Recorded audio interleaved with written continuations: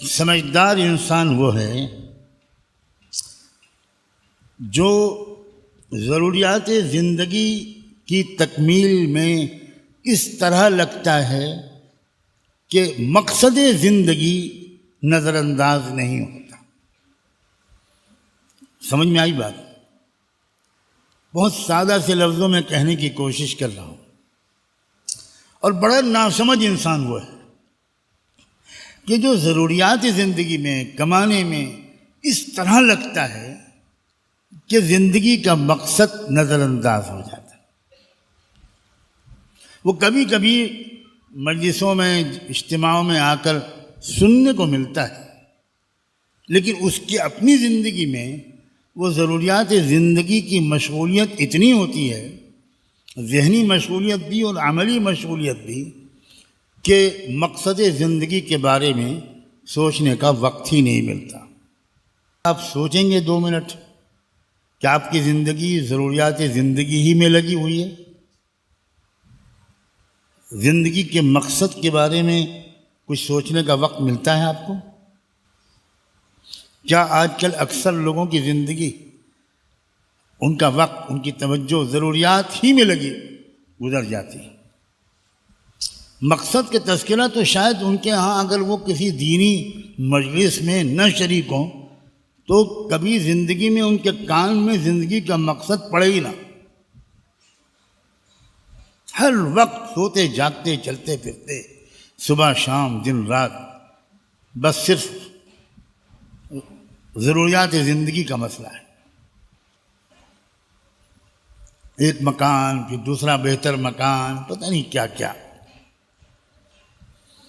بہت ناسمجھ ہے یہ انسان، بڑا ناقدرہ، بڑا ناقدرہ۔ اور اسلام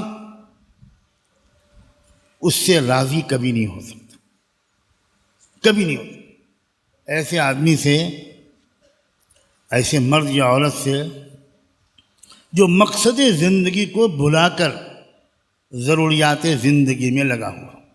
ضروریات زندگی میں لگنا کا مقصد ہی یہ ہونا چاہیے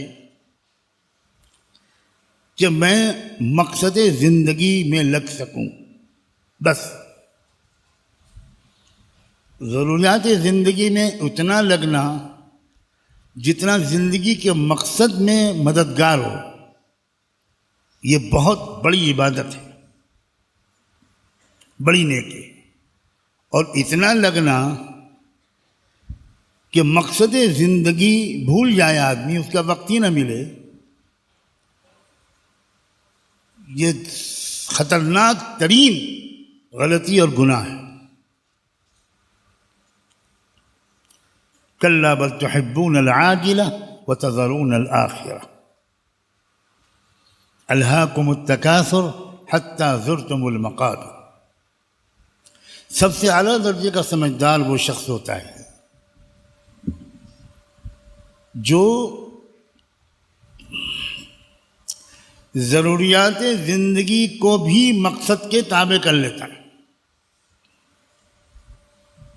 کیا مطلب اس کا؟ جیسے ایک ضرورت ہے انسان کی نکاح، رشتہ نکاح۔ اب وہ اعلیٰ درجے کا سمجھدار ہے کہ جو رشتہ اس جگہ پر کرتا ہے کہ جس جگہ پر رشتہ کرنے سے اس کو امید ہوتی ہے کہ اس رشتے کے بعد، اس رشتے کے نتیجے میں مجھے اپنے مقصد زندگی میں لگنے میں اور آسانی ہو۔ اب اس نے دنیا کو بھی دین کے تابع کر دیا، ضروریات زندگی کو مقصد کے تابع کر دیا۔ اللہ کے رسول نے سارے رشتے اسی مقصد کے تحت کیے۔ آدمی کاروبار کرتا ہے تو کاروبار میں بھی وہ کاروبار سوچتا ہے جو مقصد زندگی میں لگنے میں اس کا معاون ہو، جس میں کم مشغولیت میں کام چل جائے اور مقصد زندگی میں لگنے کے لیے وقت مل جائے۔ شیخ الاسلام ابن تیمیہ رحمۃ اللہ علیہ کہا کرتے تھے فقیرانہ زندگی گزارتے تھے ابن تیمیہ. کہتے تھے واللہ لو علم الملوک ما عندنا لقاتلونا بالسیوف. کہتے تھے اگر بادشاہوں کو پتہ لگ جائے کہ ہم فقیروں کے پاس کیا دولت ہے تو وہ تلوار استعمال کر کے ہم سے جنگ کر کے ہم سے وہ دولت چھیننے کی کوشش کریں. میں اپنے نوجوان طلبہ کو سمجھا رہا ہوں، خبردار دنیا کی طرف نگاہ اٹھا کر مت دیکھنا. لا تمدن عینیک الی ما متعنا به ازواجا منہم زہرۃ الحیات الدنیا. یہ اللہ نے کس سے کہا ہے؟ سید الانبیاء رحمت دو عالم صلی اللہ علیہ وآلہ وسلم سے اللہ نے کہا آنکھ اٹھا کر مت دیکھنا میرے پیارے محمد.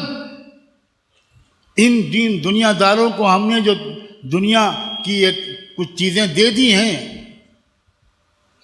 ان کی طرف آنکھ اٹھا کے مت دیکھنا. کون جانتا ہے ان کے زمانے کے مالداروں کے نام اور اس فقیرانہ زندگی گزارنے والے نبی رحمت کے نام پر دنیا قربان، جن کے گھر میں نہ سونا تھا نہ چاندی تھی، نہ بینک بیلنس تھا، نہ سواریاں تھیں، نہ فلیٹ تھا، نہ بلڈنگ تھی، نہ ولا تھا، نہ کچھ نہیں تھا. پھٹا پرانا تکیا، ٹوٹا پھوٹا بستر، ادھار لیے کر جلنے والا چراغ جس میں تیل بھی ادھار سے لیا ہوا جل رہا تھا. مگر کیا ان سے بڑھ کر معزز انسان اس آسمان کے نیچے پیدا ہوا؟ عزت کا تعلق پیسوں سے نہیں ہے، ہرگز نہیں ہے. عزت کا تعلق تقوی سے ہے. ان اکرمکم عند اللہ اتقاکم. اللہ ہم کو تقوی والی عزت عطا فرما، تقوی نصیب فرما اور ضروریات زندگی کو ہمارے اوپر غالب نہ ہونے دے. جو انسان یہ سمجھ جاتا ہے وہ اپنے بچوں کو تعلیم بھی وہ دیتا ہے جس تعلیم کے ذریعے بچے مقصد زندگی میں لگیں، ضروریات زندگی کی بہت زیادہ فکر نہ کریں.